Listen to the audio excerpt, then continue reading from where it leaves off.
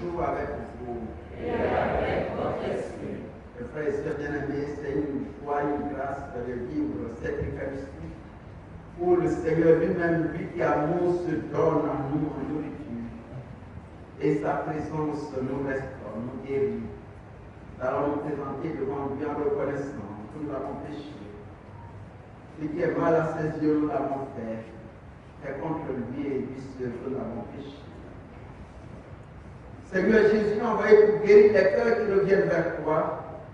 Seigneur, prends pitié. Seigneur, prends pitié. Ô Christ, venu appeler les pécheurs. Ô Christ, prends pitié. Ô Christ, prends pitié. Seigneur, qui siège à la droite du Père où tu intercèdes pour nous. Seigneur, prends pitié. Seigneur, prends pitié. Que Dieu Tout-Puissant nous fasse miséricorde, qu'il nous pardonne nos péchés et nous conduise à la vie éternelle. Amen.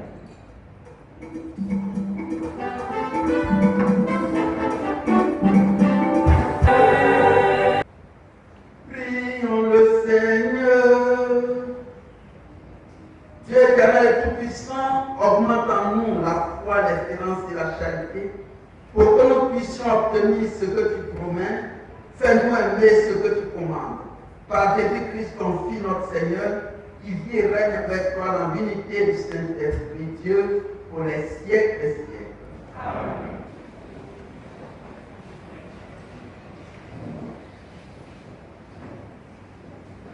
Lecture du livre de l'Exode. Ainsi parle le Seigneur. Tu n'exploiteras pas l'immigré, tu ne l'opprimeras pas, car vous étiez vous-même des immigrés au pays d'Égypte. Vous n'accablerez pas la veuve et l'orphelin. Si tu les accables et qu'ils crient vers moi, j'écouterai leurs cris. Ma colère s'enflammera et je vous ferai périr par l'épée. Vos femmes deviendront veuves et vos fils orphelins.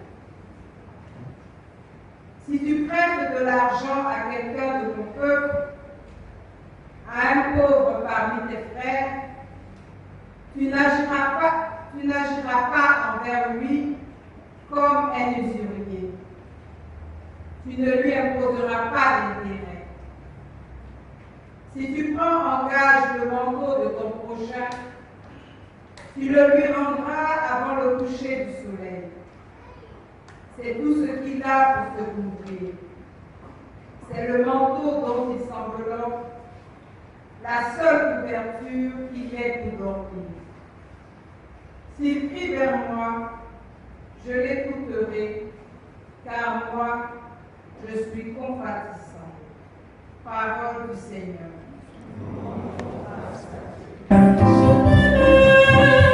Seigneur mon Dieu, toi qui me l'enfant, je t'aime, Seigneur mon Dieu, toi qui me l'enfant, béni soit mon Dieu qui me répond pour toutes les fois que je l'appelle. Je t'aime, Seigneur mon Dieu, toi qui me l'enfant. Je t'aime, Seigneur mon Dieu, toi qui me l'enfant. Je t'aime, Seigneur mon Dieu, toi qui me l'enfant. Je t'aime, Seigneur mon Dieu, toi qui me l'enfant. Lecture de la première lettre de Saint Paul apôtre aux Thessaloniciens. Frères, vous savez comment nous nous sommes comportés chez vous pour votre bien.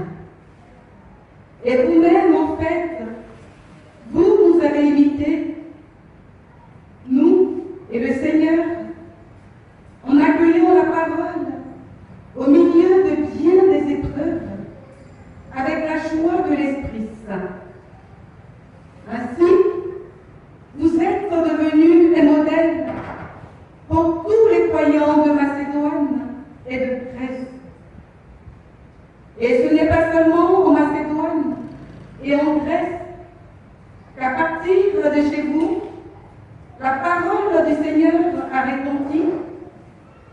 Mais la nouvelle de votre foi en Dieu s'est si bien répandue partout que nous n'avons pas besoin d'en parler. En effet, les gens racontent à notre sujet l'accueil que nous avons reçu chez vous. Ils disent comment vous êtes convertis à Dieu en vous détournant des idoles afin de servir le Dieu vivant et véritable et afin d'attendre des cieux son Fils qu'il a ressuscité d'entre les morts, Jésus, qui nous délivre de la colère qui vient. Parole du Seigneur.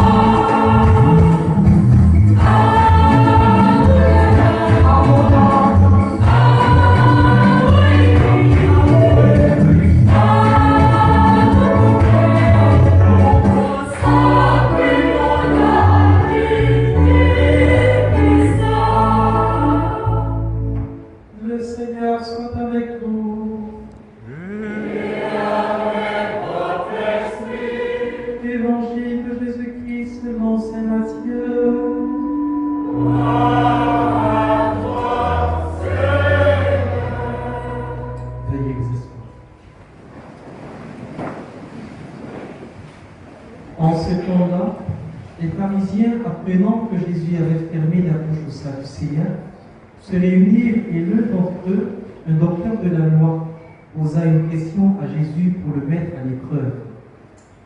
Maître, dans la loi, quel est le grand commandement? Jésus lui répondit, tu aimeras le Seigneur ton Dieu de tout ton cœur, de toute ton âme et de tout ton esprit. Voilà le premier commandement. Le second qui lui est semblable, tu aimeras ton prochain comme toi-même. De ces deux commandements dépend toute la loi ainsi que les prophètes. Acclamons la parole de Dieu.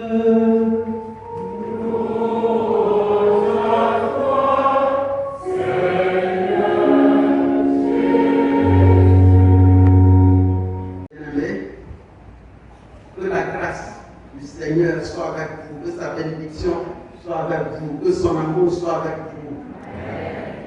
Et soyez dans la joie. Chanter, c'est ça. Soyons dans la joie.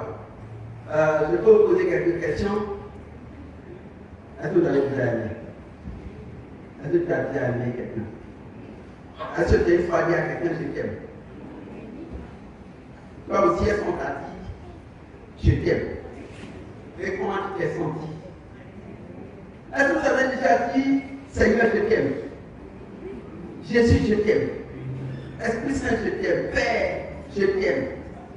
Nous avons bien écouté le psaume qu'on a chanté, le psaume 17. Je t'aime, Seigneur, tu es ma force. Tu es source de tout amour. Dieu est amour. Saint Jean nous le rappelle dans son équipe.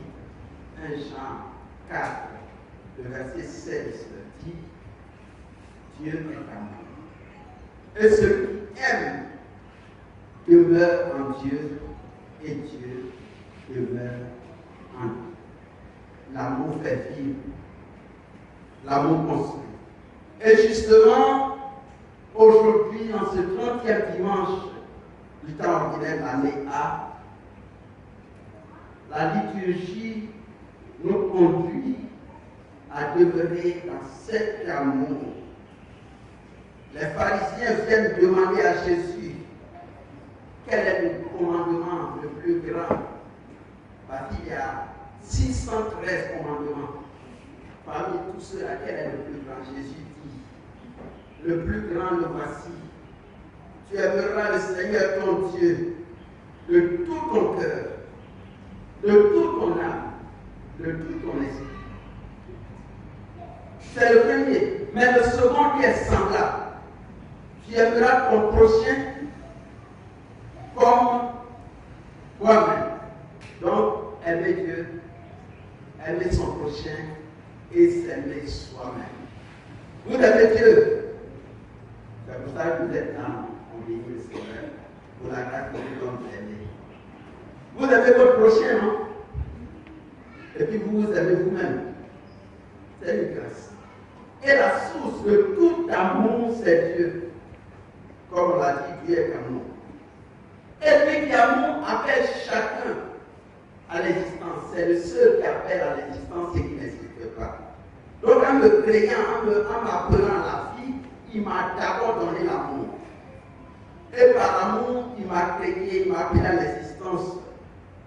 Et ma mère va se rendre compte un temps qu'elle porte la vie en elle. Et elle est dans la joie. Et elle dit à mon père, voici je porte quelqu'un à mon corps de femme. Et le père est dans la joie. Ce qui est tant attendu. Et je vais évoluer 3 mois, 6 mois, 9 mois. Mais vraiment, je vais me sentir aimé sans savoir, sans le savoir. Mais c'est une communication divine. Je vais grandir. Et quand je vais naître le jour de ma naissance, on va m'accueillir, on va m'aimer, on va m'entourer d'amour. Et je vais grandir dans cette famille, dans l'amour, sans me rendre compte de ce que c'est que l'amour. Et en grandissant, je vais aimer sans chercher à faire un discours sur l'amour, sans chercher qu'on me fasse un discours sur l'amour, et de manière naturelle, de manière spontanée, j'aime et je me sens aimé. C'est parce que nous vivons. Gloire à Dieu. Alors, comme ça, si tu écoutes cet évangile comme ça te paraît évident que tu es fait pour aimer Dieu, tu es fait pour aimer ton prochain et tu es fait pour t'aimer toi. Mais toujours, ce n'est pas le cas. Hein? Il y a des situations où Dieu m'a appelé à l'existence par l'amour et ma mère, qui se rend compte qu'elle me porte, ne m'a pas accueilli. Parce qu'elle n'a pas préparé à m'accueillir. Elle ne s'est pas préparée à m'accueillir. Et quand elle dit à celui qui est ou qui doit être normalement mon père, quand elle lui dit, il dit, bon, je ne suis pas dedans. Donc, je vais grandir 3 mois, 6 mois, 9 mois comme ça. Et quand je vais naître, moi, on va m'élever, mais on ne va pas m'affectionner. Je serai élevé. Vous savez, il y en a qui sont élevés, et puis il y en a qui sont éduqués. On va m'élever. Je suis là. Et puis je grandis. Et pour moi, quand on me parle de l'amour, vraiment, il faut qu'on m'explique beaucoup. Parce que pour moi, l'amour, ça serait un mot vie. Or, l'amour est plein de vitalité et de vie. J'ai été dans une famille. Quand j'étais en Europe, non, je suis passé vraiment, c'est ici dessus. On était en France et puis on a été logé dans une famille. Donc dans la famille où j'étais, il y avait un bébé. Le bébé était dans son berceau, le bébé pleurait. Un bon atier africain, il fallait que je voulais aller prendre le bébé. On dit au secours, on ne touche pas.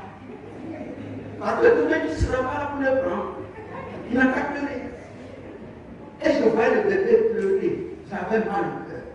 Et maintenant, on lui a donné des cheveux. Donc, quand le bébé pleure, il bouge, tous les cheveux bougent. Et puis, jusqu'à l'enfant tête. J'ai quelle pitié. Un enfant, on va dire grandit, il ne saura pas ce que c'est que l'amour. Parce qu'il n'a pas touché l'amour. Il n'a pas fait l'expérience de l'amour. Vous savez, chers parents, je vais vous dire une chose. Il y a beaucoup d'adolescents, beaucoup de jeunes qui ont une tendance suicidaire. Mais la plupart de ces jeunes, ces adolescents, quand ils écoutent, leur problème, c'est un manque.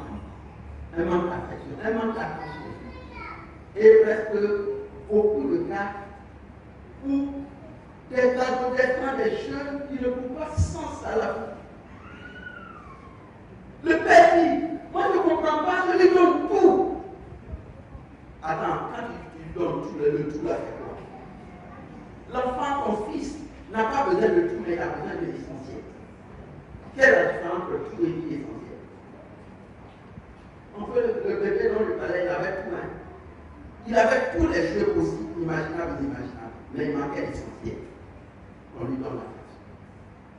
Frère, c'est bien, notre vie est une bénédiction, est une place. Et la vie, ce qui construit la vie, c'est l'amour. Ce qui construit la vie, c'est l'amour. Et quand il me manque l'amour, je ne trouve pas sens à la vie. Mais ce que je dis, vous n'êtes pas bien. C'est ceux qui n'ont pas connu l'amour, ils vont comprendre ce que j'ai dit, mais ceux-là, ils ne sont pas là. Vous, je suis convaincu que vous avez vécu pleinement dans l'amour. Et qu'on n'avait pas les difficultés avec l'amour. Les plus grandes blessures que nous puissions vivre, c'est les blessures de manque. Celui que tu aimes, qui est ton père, ta mère, ton époux, ton épouse, si cette personne te blesse, par manque d'amour, cette blessure-là est plus profonde que la plus matière qui t'a blessé. Parce que la blessure d'amour, là, docteur, médecin, ne guérit pas ça. Le seul qui peut guérir, c'est Dieu. C'est pour cela que toute réconciliation qui n'est pas vécue sous le regard de Dieu, où on se confie à Dieu, c'est une réconciliation de facette. Je vais vous donner un exemple. Je ne sais pas si ça vous est arrivé ou bien arrivé, je ne sais pas, dans les personnes que vous avez connues. On les a réconciliés, il y a eu des histoires, on les a réconciliés. Et puis, quelqu'un vient de dire, ma chérie, ça fait bien. Moi-même, là, on m'a blessé aussi, mais je n'ai pas pardonné. Tu es chrétien. Il faut pardonner, ça fait bien. Moi-même, là, mon mari facile m'a blessé, mais je n'ai pas pardonné. Ma chérie, il faut pardonner. Toi aussi, tu dis, je vais faire comment? Voilà mon main. Voilà mon main. Tu as donné ta main, non? Vous êtes réconciliés, non? 2 fois après, tu me vois. Tu viens. Ton cœur fait. Vous, ça ne vous arrive pas. C'est ceux qui ne sont pas venus à la messe.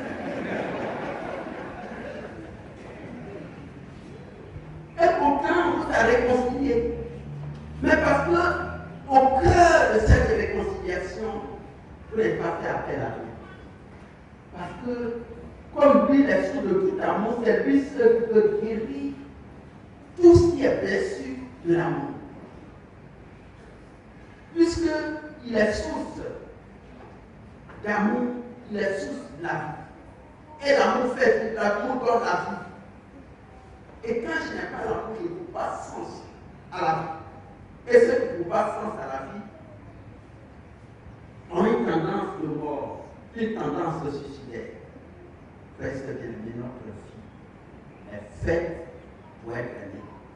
Quand celui qui te blesse, c'est ton épouse, c'est ton enfant, ça fait mal. Mais ça fait encore plus mal quand vous êtes dans le même courage, vous êtes dans le même groupe, dans l'église.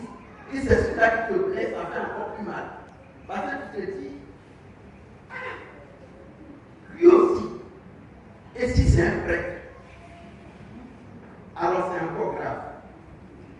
Il y en a même qui ont quitté leur parole parce qu'ils se sont tellement sentis blessés par le prêtre de leur paroisse. Ils ont quitté leur paroisse. Mais heureusement que ça ne se passe pas ici à Montana. Heureusement que nous ici, on est bien.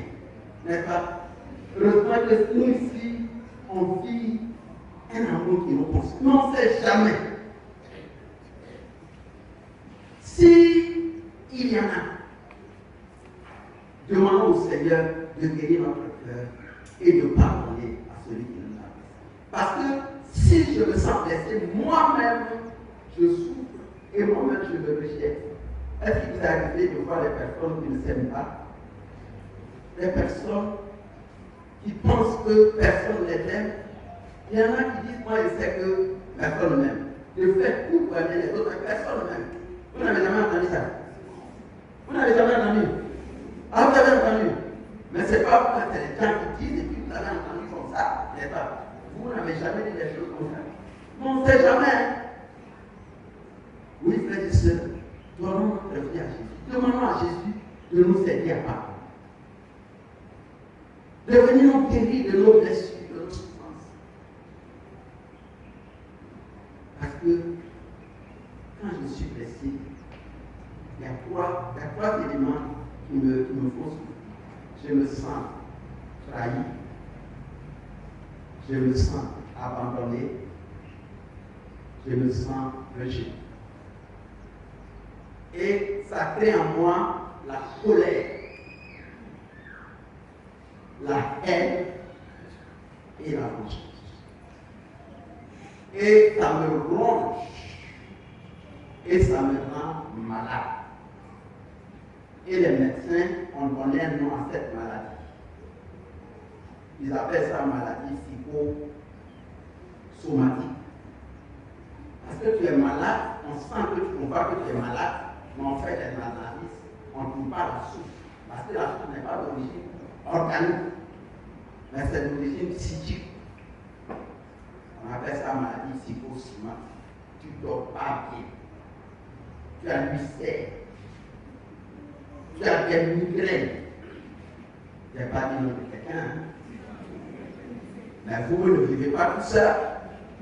Frère et sœurs, demandons au Seigneur de nous réconcilier avec lui. De nous réconcilier, de venir guérir notre cœur blessé, de pouvoir nous réconcilier avec ceux avec qui je ne me sens pas bien.